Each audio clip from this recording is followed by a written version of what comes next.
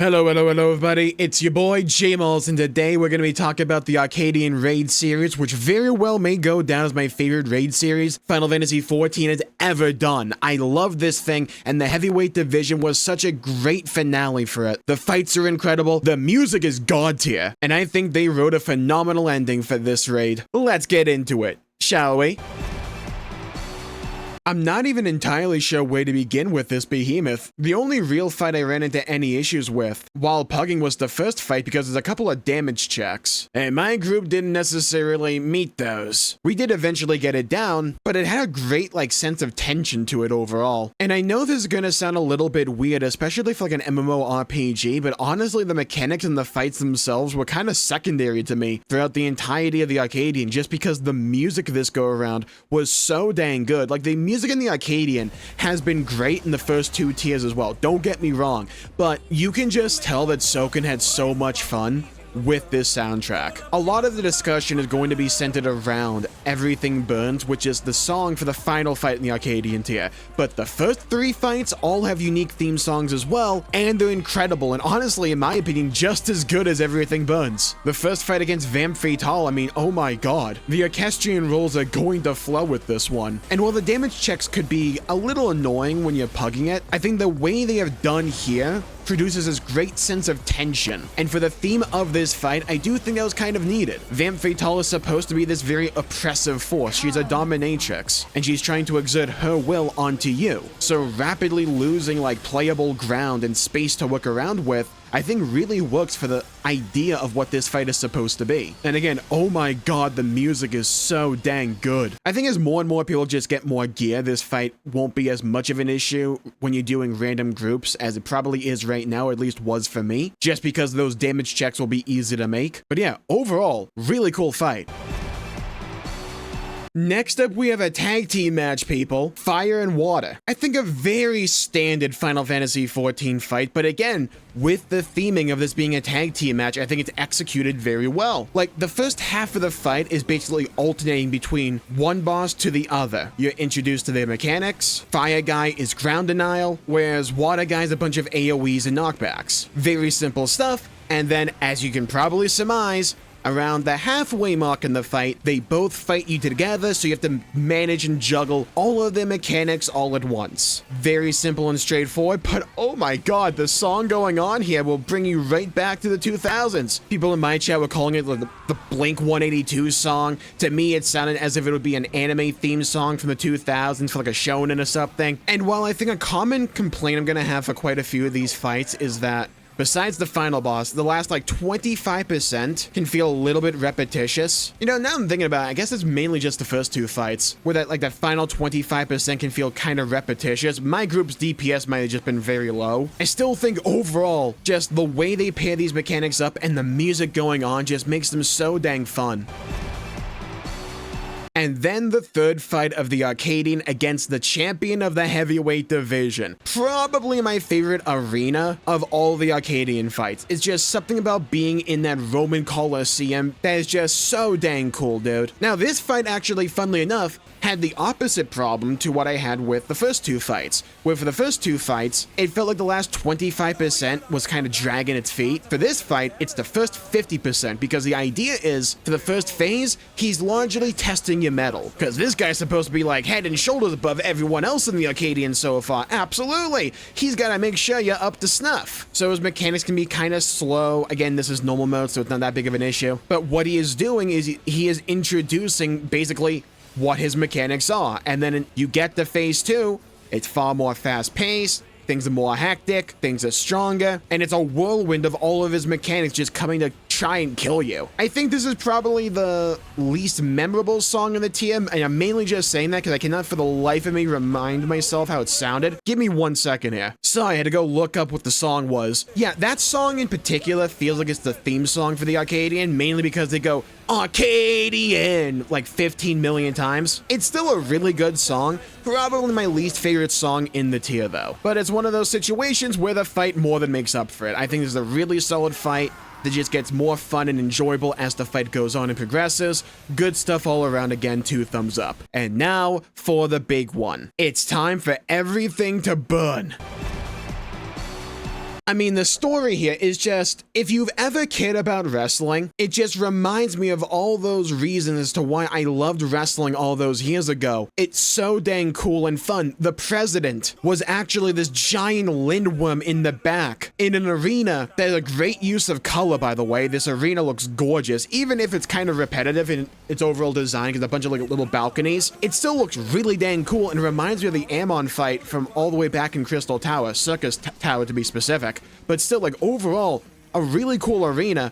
I love how visually distinct this fight is from the rest of the Arcadion. Although, to me, a little nitpick, and I'm gonna just emphasize this is a nitpick. The song being Everything Burns, really cool. This guy doesn't really use that much, like, fire. He uses a little bit, don't get me wrong, but he's largely like this bio-horror, and he's putting down like these tumors on the ground that like grow in size and all that. Really cool idea for a fight. It's just when I hear a song called Everything Burns, I kind of expect the fire guy from before to show up. But still, I think this is a really solid fight, and I think for me this fight had to be Rule of Cool the fight because it was the final fight for the Arcadion, right? Like, they had to make this the biggest and coolest fight, and when I got the HP down to like 0, I didn't feel that way. It felt like a very solid Final Fantasy XIV fight, but it didn't feel like it was going to be the final fight for this entire epic raid series. And then he healed the full. Look, it's a simple thing, right? JRPGs and RPGs do it all the time. It's nothing new. But dang it if it's not cool, though. It's really dang cool. And while I can probably imagine this fight gets a little bit repetitious after you've done it for like weeks and weeks on end, that initial experience of seeing him heal to full and that final little last spurt, because he either has like way less HP in that final phase or you do way more damage and wasn't paying attention really, because Everything Burns was playing in the background. The mechanics were like even more hectic. That was a really good feeling, and that was the exact emotional spectrum that I wanted to feel and experience for the finale of the Arcadion. And I think it's like oddly fitting that for the final fight of an entire raid series that is kind of built on the back of biological horror, even if it's like large and colorful and goofy for a lot of it, that biological horror element is still a thematic thread running throughout this entire storyline, and it really comes to a head with the final fight leaning into that to the max. I really appreciate that element when I'm looking back on it, and just the story surrounding this fight, and then the cutscenes we got after the fact. I felt it to be really fitting. I feel like they could have given us like a bigger, grander entrance and like walk-in ceremony for when we became the grand champion. Yeah, sure. Would I have liked to have had a moment, for instance, where it's like we could have selected a walk-on song from all the equestrian roles that we have or something? That would have been cool. But for like what I expect out of Final Fantasy XIV, I think they did a hell of a job. I loved how all the previous fights, like all those NPCs, find a way to come back and contribute to the story to like varying degrees, right? But still, overall, their presence is felt, and I think they're all largely likable characters. And I left off the Arcadion after we were crowned grand champion, and after they did the little scene where it's like the fighting for the Arcadion's gonna go on, but they're gonna be unenhanced. I really like that conclusion personally. I like the idea that the show must go on, even if we didn't get to see the full fight between like Black Cat and